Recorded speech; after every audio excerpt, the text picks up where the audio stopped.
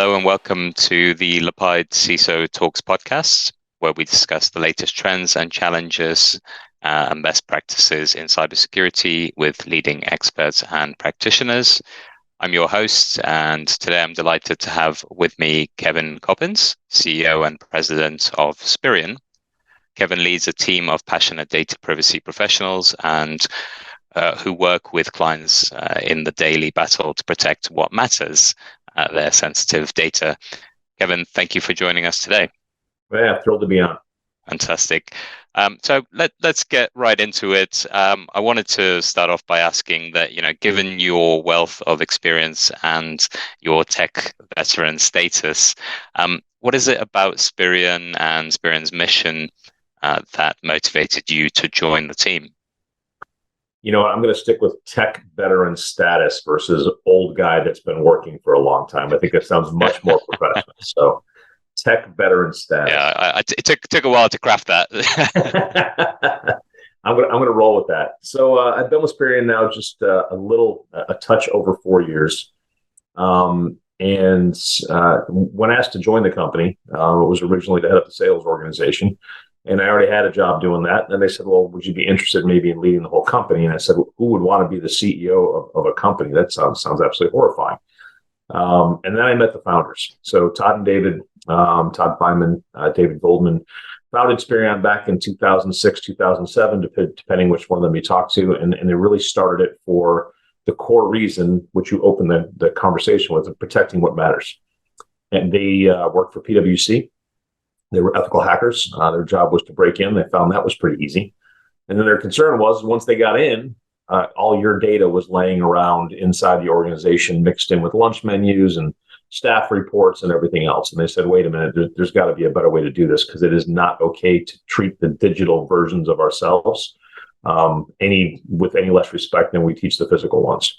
So I share that because their passion, if you were to talk to either of them, just kind of comes out of their eyes like laser beams, and the opportunity to carry that torch for them to help them scale what is an absolutely brilliant idea into something that can absolutely help prevent a breach was a pretty cool opportunity. So it was their passion and their drive, and the purpose of the company is why I'm sitting here. Much bigger than just tech.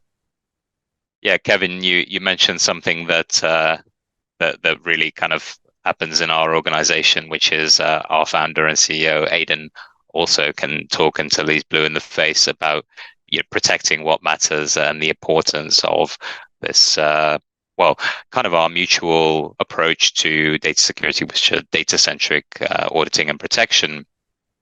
And I like what you say about protecting the digital self and the digital identity. Not to mention people leaving folders and files, name, password around in unstructured data stores. So, don't know what are your thoughts on all that? Well, I think one of the things we talk about are connecting real world harms back to theoretical risks. So it's fun to get on a podcast and wax philosophic about cyber intrusion and what's going on in the pieces, but you got to take it back down to what bad things can possibly happen if somebody gets a hold of the digital version of you. And I think we've gotten numb to it. I have a stack I keep in my office. I have a stack of those letters that you get saying, "Oh, dear Kevin, so sorry, but your identity was lost in this breach, and so here's a years of credit monitoring. Carry on." And it's like, what? That doesn't help me at all. And now that I've got 15 of them, it doesn't help. But understand. And then a lot of people just say, yeah, you get those things and, maybe something happens on my credit card and I'll just call the bank and it will go away. But it's when you start seeing things like the voter rolls. Actually, here in Hillsborough County, I live in Tampa, Florida. The voter rolls were compromised. And now they're seeing people take the voter rolls and actually make driver's licenses with that information because all that information is there. And to go ahead and print things up that look pretty convincing. And now they're going to the DMV, they're getting vehicles registered. So I might wake up in a year and have 3 trucks and 4 boats and a whole bunch of, and how do you unwind that stuff? You can't. And then if you look at healthcare data, which I think that's the one that freaks me out the most, is when somebody goes ahead and takes your healthcare data and becomes you in the healthcare system, because that's impossible to unravel. And one of the stories I share with my team at the sales kickoff every single year is a woman who lost her driver's license. So it could have happened through the same voter roll thing that we just talked about. Somebody went in and impersonated her while checking into a hospital, and that somebody had a baby at the hospital, and that baby was born addicted to meth. The woman that had the baby abandoned the baby at the hospital and left. So what happens is the Department of Children and Families goes knocking on the real woman's door and said, hey, we're here to take your children away because you're an unfit mother because you abandoned your baby in the hospital. And she said, I didn't have a baby. They said, yes, you did. Your children are going with us. That's when this whole thing hits home. Not until then, when it's some sort of hypothetical, something bad might happen someday. And I don't think people connect those dots and protect their own sensitive data with the passion that maybe Aiden and I do, because we see it all the time. So that's the stuff to me that really gets me fired up. Not just there was a breach and you lost my data that's now going to impact me and my kids the rest of my life. I just posted something on, you got me all fired up. I just posted something on LinkedIn yesterday. Have you ever heard of the software package Duolingo? Well, I actually liked that post of yours this morning. There you go. I noticed it, and I'm a user of Duolingo, and you mentioned they've got all my daughter's details now. But thinking about it that way, what's so sensitive in Duolingo data that someone could actually? Why is it valuable to selling on the black market? I'll use Duolingo, and I'll also use another one here that happened in the States with a fast food company called Five Guys and Fries, because they're similar. So we'll take my daughter. We shall not give out my daughter's age. Let's just say she's significantly less than 18. And she uses Duolingo to work on her Spanish. Fantastic. But now she also has an email address.